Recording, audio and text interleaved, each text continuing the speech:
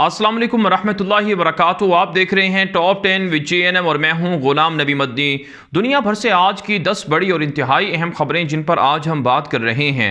नाज़रीन किराम, आज 27 अप्रैल 2020 है और आज दिन है सोमवार का।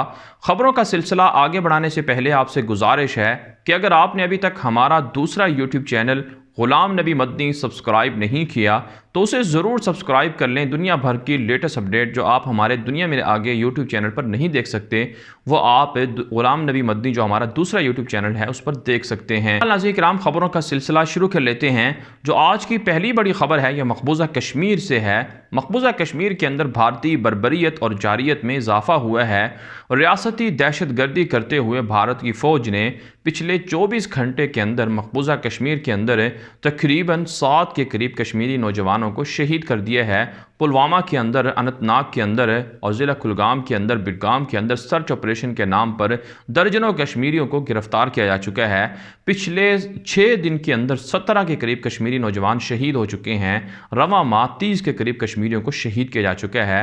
भारत की रियासती बर्बरियत के ख़िलाफ़ अभी तक इंसानी हकूक़ की तंजीमें और इसी तरह से अक़वाम मुत्तहिदा खामोश हैं, तभी तो भारतीय जारियत वहाँ पर बढ़ रही है। इसके अलावा मकबूजा कश्मीर के अंदर वहाँ सरकारी महकमों के नाम हिंदी में तब्दील किए जा रहे हैं। सरकारी शाहराएँ जो कश्मीर के नाम पर थीं उनके नाम भी तब्दील किए गए हैं। गोया कश्मीर की शनाख्त तब्दील करने के लिए मोदी हुकूमत हर हरबा इस्तेमाल कर रही है। मुसलमानों को, पाकिस्तान को इस हवाले से जागना होगा।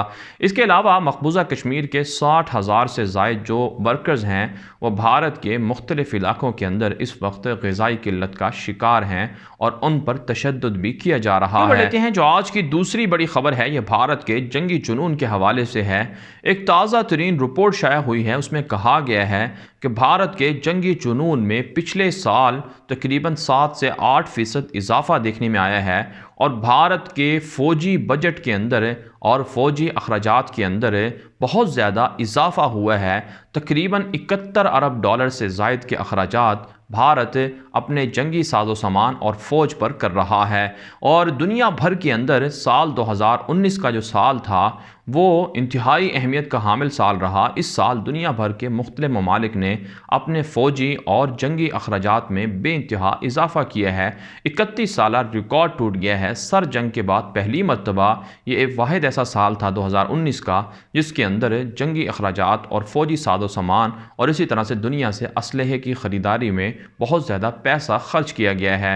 1.9 ट्रिलियन डॉलर दुनिया के फ़ौजी अखराजात या साजो सामान, फ़ौजी साजो सामान और असलहे की ख़रीदारी पर सर्फ हुआ है।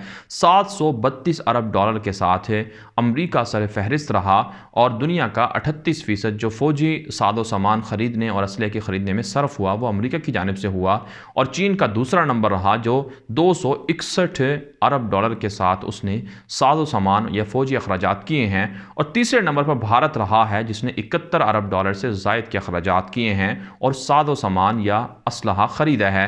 आप जानते हैं भारत ने राफेल तैयारे फ्रांस से ख़रीदे और रूस से S-400 मिसाइल सिस्टम ख़रीदा। इसके अलावा बड़े पैमाने पर गोला बारूद इसराइल और रूस से ख़रीदा जा रहा है जो लाइन ऑफ कंट्रोल पर और मकबूजा कश्मीर के निहत्ते अवाम के ख़िलाफ़ इस्तेमाल किया जा रहा है। दुनिया को इस पर नोटिस लेना चाहिए। आगे बढ़ लेते हैं जो आज की तीसरी बड़ी खबर है। ये नाज़रीन किराम पाकिस्तान से है। पाकिस्तान की फ़ौज इस वक्त बलूचिस्तान और इसी तरह से पाक अफ़गान बॉर्डर पर इंतहाई ख़तरनाक ऑपरेशन कर रही है। गुज़श्ता रोज़ पाक फ़ौज के ऑपरेशन के अंदर 15 से ज़ायद दहशत गर्दों को हलाक किया गया। आप जानते हैं जब से अफ़गानिस्तान के अंदर अमरीका और तालिबान के माबैन अमन मुआहिदा हुआ है, भारत की रियासती दहशत गर्द तंजीम रॉ के दहशत गर्द पाकिस्तान के अफ़गान बॉर्डर को सबूताज करने की कोशिश कर रहे हैं और कल पाकिस्तान ने बलूचिस्तान के अंदर भी भारतीय फंडिंग से चलने वाले दहशत गर्दों को हलाक किया है। 3 के करीब दहशत गर्दों को पंजगूर के अंदर पाकिस्तान की फ़ौज ने कार्रवाई करके हलाक कर दिया है।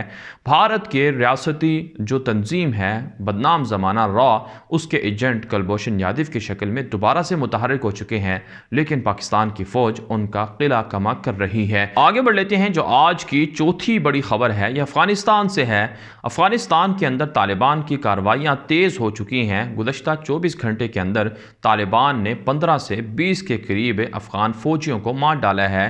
पिछले 24 घंटे گھنٹے کے اندر 35 سے زائد افغان پولیس اور فوج کے اہلکار طالبان کے سامنے سرنڈر کر چکے ہیں، اور طالبان کے خلاف ایک بدنام زمانہ رپورٹ شائع کی گئی ہے جس میں کہا گیا ہے کہ طالبان کے حملوں میں 500 کے قریب افغان عوام نہتے شہری پچھلے 3 ماہ کے اندر مارے جا چکے ہیں، 750 سے زائد لوگ زخمی ہوئے ہیں۔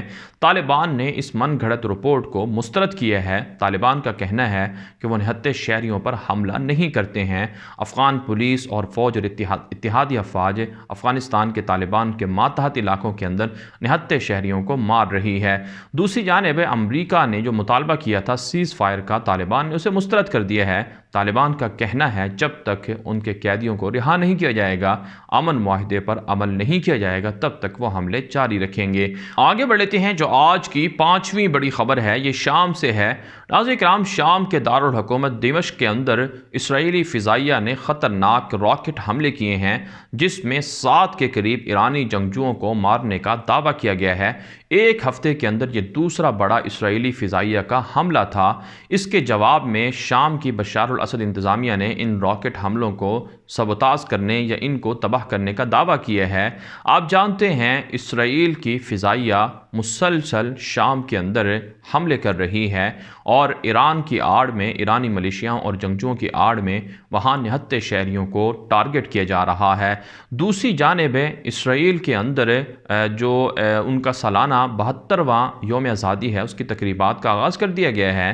کل ان کا 72واں سالگرہ منائی جا رہی ہے۔ آپ جانتے ہیں 1948 کے اندر اسرائیل کی درندہ صہیونیوں نے فلسطینیوں کے گھروں پر قبضہ کیا تھا، اور آج نیتن یاہو نے ایک بیان بھی جاری کیا ہے۔ اس میں کہا گیا ہے کہ 2 مہینے کے اندر جو فلسطین کے علاقوں میں یہودی بستیاں ہیں ان کو اسرائیل کے اندر ضم کر لیا جائے گا، اور اسے امریکی صدر ٹرمپ بھی تسلیم کریں گے۔ آگے بڑھ لیتے ہیں جو آج کی 6ٹی بڑی خبر ہے، یہ لیبیا اور یمن کی جنگ کے حوالے سے ہے۔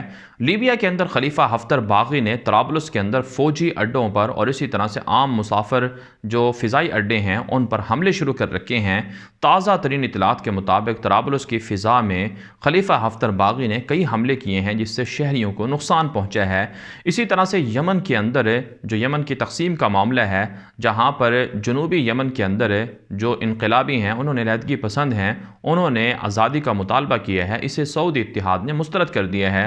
سعودی اتحاد کے مطابق یمن کی تقسیم کو وہ کسی صورت قبول نہیں کریں گے۔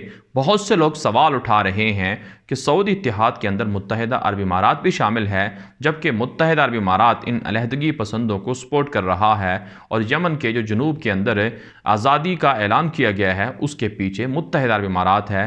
تو کیا متحدہ عرب امارات سعودی عرب کے ساتھ ڈبل گیم کر رہا ہے؟ اس پر بہت سے لوگ سوال اٹھا رہے ہیں۔ آپ جانتے ہیں پچھلے 5 سال کے اندر یمن کی جنگ چل رہی ہے، اس میں سعودی عرب کے جو اتحاد ہے اس نے اربوں ڈالر ضائع کیے ہیں اور لاکھوں یمنی متاثر ہوئے ہیں۔ دوسری جانب حوثی ملیشیاؤں کی پشت پر ایران بیٹھا ہوا ہے، تو وہاں پر عام عوام کا نقصان ہو رہا ہے۔ رسول پاک صلی اللہ علیہ وسلم کی احادیث کے اندر یمن کی بہت اہمیت بیان کی گئی ہے۔ یمن کی بربادی کا مطلب ہوگا کہ شام برباد ہوگا، اور اسی طرح سے شام اور یمن کے اندر جو اس وقت حالات چل رہے ہیں یہ دنیا کی انتہا کی طرف اشارہ کر رہے ہیں۔ آگے بڑھ لیتے ہیں جو آج کی 7ویں بڑی خبر ہے، یہ ایک تازہ ترین رپورٹ کے حوالے سے ہے۔ ناظرین کرام، ایک رپورٹ شائع ہوئی ہے کہ دنیا کے اندر سالانہ مختلف قسم کی 7 بیماریوں سے 3 کروڑ سے زائد لوگ مارے جاتے ہیں۔ ان میں دل کی بیماریوں میں مبتلا لوگ اور اسی طرح سے کینسر اور تپ اور اسی طرح سے مختلف فلو وغیرہ کی بیماریاں شامل ہیں، جس سے سالانہ 3.5 کروڑ کے لگ بھگ لوگ مارے جاتے ہیں، لیکن ان کے بارے میں آگاہی مہم نہیں پھیلائی جاتی ہے۔ جبکہ اس کے مقابلے میں آپ جانتے ہیں کہ کرونا کی آڑ میں پچھلے 2-2.5 ماہ سے پوری دنیا لاک ڈاؤن کر دی گئی ہے، جس سے بہت زیادہ بھوک کا خدشہ بڑھا ہے، لوگ بے روزگار ہوئے ہیں۔ وجہ ہے بہت سے لوگوں کا اعتراض ہے کہ کرونا ایک مصنوعی وائرس ہے، اس کے ذریعے سے دراصل خفیہ طاقتیں بہت سے دیگر اہداف حاصل کرنا چاہتی ہیں۔ دوسری جانب امریکہ کے اندر کرونا وائرس کی جو وجہ سے لاک ڈاؤن ہوا، اس میں تقریباً 1 مہینے کے اندر 20 لاکھ سے زائد امریکیوں نے خطرناک اسلحے خریدے ہیں، جس سے امریکہ کے اندر ایک مرتبہ پھر فائرنگ کے اور بدامنی کے واقعات میں اضافہ ہو سکتا ہے۔ آگے بڑھ لیتے ہیں جو آج کی 8ویں بڑی خبر ہے۔ ناظرین کرام، کرونا کی وجہ سے تیل کی قیمتوں میں مزید کمی ہوئی ہے۔ ہے تقریباً $14.40 پر بیرل پر پیٹرول بیچا جا رہا ہے، اور دنیا کے مختلف ممالک جن کی اکانومی تیل پر انحصار کرتی تھی ان کو اس سے بہت زیادہ نقصان ہوا ہے۔ ریکارڈ تیل کی فروخت کم ہوئی ہے اور بہت سے ممالک کے پاس تیل ذخیرہ کرنے کی صلاحیت نہیں ہے۔ سب سے زیادہ تیل کی قیمتوں میں کمی سے متاثر امریکی کمپنیاں ہوئی ہیں، اور اسی طرح سے گلف کے سعودی عرب وغیرہ ممالک بھی اس سے متاثر ہوئے ہیں۔ یہی وجہ ہے، آپ جانتے ہیں، سعودی عرب نے $58 ارب کا قرضہ دنیا سے طلب کیا ہے تاکہ وہ اپنا بجٹ خسارہ پورا کر سکے۔ آگے بڑھ لیتے ہیں۔ جو آج کی 10ویں بڑی خبر ہے یہ شمالی کوریا اور برطانیہ سے ہے۔ شمالی کورین سربراہ کم جونگ ان کی صحت کے حوالے سے پچھلے 3-4 دنوں سے خبریں چل رہی ہیں۔ آج شمالی کوریا کی انٹیلیجنس اداروں نے رپورٹ دی ہے کہ ان کے سربراہ زندہ ہیں اور وہ صحت مند ہیں۔ اس لیے دنیا کے اندر جو یہ پروپیگنڈا کیا جا رہا ہے کہ شمالی کورین صدر مارے جا چکے ہیں، یہ غلط خبریں ہیں۔ دوسری جانب برطانیہ کے اندر جو وہاں کے وزیر اعظم بورس جانسن ہیں، وہ 1 ماہ چھٹی پر رہنے کے بعد اب واپس آ چکے ہیں دفتر کے اندر۔ ان کو کورونا ہوا تھا، لہٰذا انہوں نے اپنی جو ذمہ داریاں ہیں وہ دوبارہ سے سنبھال لی ہیں۔ دنیا بھر سے تھی آج کی 10 بڑی خبریں۔ ان خبروں کے حوالے سے آپ کی کیا رائے ہے؟ اپنی رائے کامنٹ کے ذریعے سے ضرور ہم تک پہنچائیں۔ آج کے لیے اتنا ہی، اجازت دیجیے، اللہ حافظ۔